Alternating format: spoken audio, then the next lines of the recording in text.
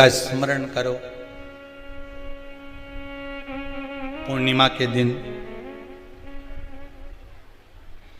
चावल का एक आखा दाना जानते हो, पूरा खंडित चावल नहीं, कितना चावल, एक दाना चावल का शंकर भगवान के शिवलिंग पर समर्पित करिए। एक बेलपत्र जिसका डंडी का मुख अपनी ओर हो, जहां से चावल चढ़ाया है, उस चावल के ऊपर अपनी कामना कर कर रख दीजिए और चंद्रमौली भगवान का स्मरण करिए। कौन से भगवान? शंकर भगवान का सर्वश्रेष्ठ सुंदर नाम है चंद्रमौली। चंद्रमौली भगवान का स्मरण करिए, अपनी कामना कर कर बेलपत्र समर्पित कर कर शिव जी पर एक लोटा पानी, एक जल पात्र समर्पित करो, कलश से जल चढ़ा दीजिए, नैनों में वो जल लगाकर अपनी कामना कर कर वापिस घर को आइए। अगली पूर्णिमा आएगी, जो कामना करी है मेरा चंद्रमौली भोलेनाथ उसे पूर्ण कर ही देगा।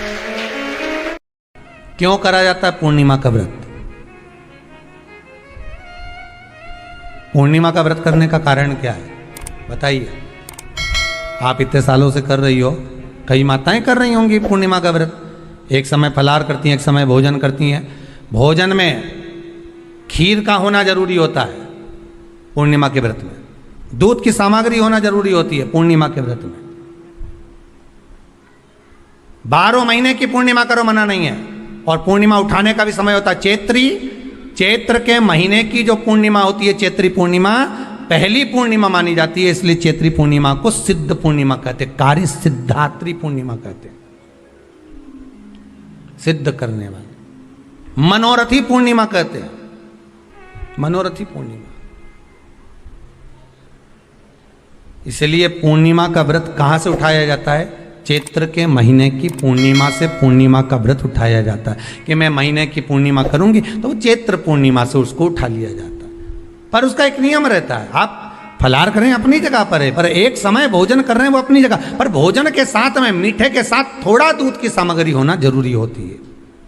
और क्यों करते हैं पूर्णिमा का व्रत, किस लिए किया जाता है, क्यों करा जाता है, उसका व्याख्यान वर्णन शिव महापुराण के अंतर्गत स्कंद पुराण में लिखा गया। स्कंद पुराण में वर्णन किया है श्री वेद व्यास जी महाराज ने, कहा यह पूर्णिमा का व्रत इसलिए किया जाता है कि व्यक्ति का जब मन गलत भ्रम में जाने लगता है, मन जब गलत जगह पर जाने लगता है, तो ये मन को गलत जगह पर ले जाने वाला कौन होता है? तो कहा यह चंद्र होता है। व्यक्ति की राशि के अंतर्गत, व्यक्ति की पत्रिका के अंतर्गत, व्यक्ति की ग्रह दशा के अंतर्गत जब चंद्र बेकार चलता है तो व्यक्ति अच्छा करते करते भी बेकार करने लग जाता है। चंद्र डोल रहा है। कई माताएं कहती हैं गुरुजी हमारे बेटे को आशीर्वाद दीजिए, बहुत गलत संगत में जा रहा है, मतलब समझ जाना कि चंद्र गड़बड़ जा रहा है। बेटी अगर गलत मार्ग पर जा रही है, बेटी अगर गलत संगत में जा रही है, किसी अन्य व्यक्ति को आकर्षित हो, चंद्र गड़बड़ हो रहा है, उसका चंद्र कहीं जा रहा है। कोई पुरुष, कोई लड़का कोई गलत मार्ग पर जा रहा है, चंद्र गड़बड़ हो रहा है।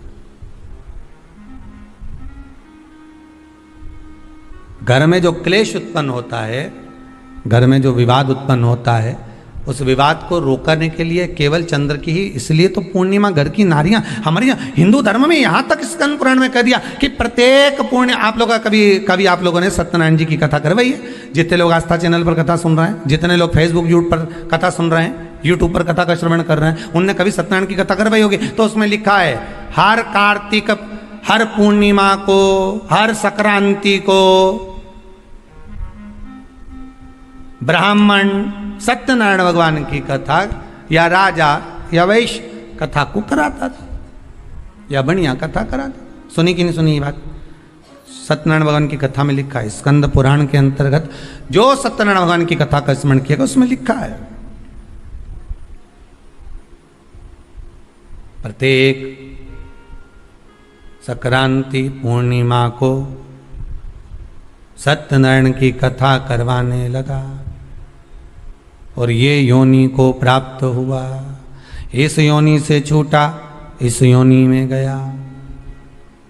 लिखा है सब कुछ लिखा है।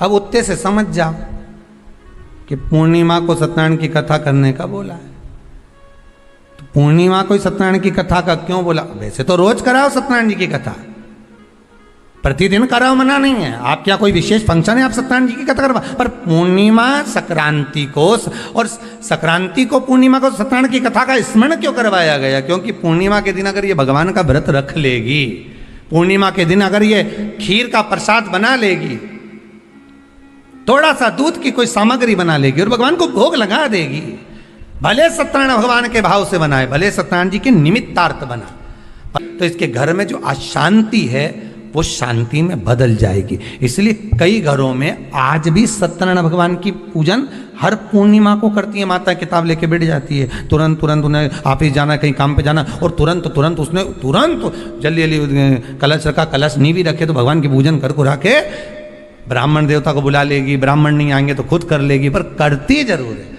इतना सा आटा सेक लेगी, पंजेरी बनाई, सीरा बनाई, मिठाई रख दो, कुछ भी करेगी पर सत्यनारायण की कथा कर ले, उसका मन लग गया उसमें।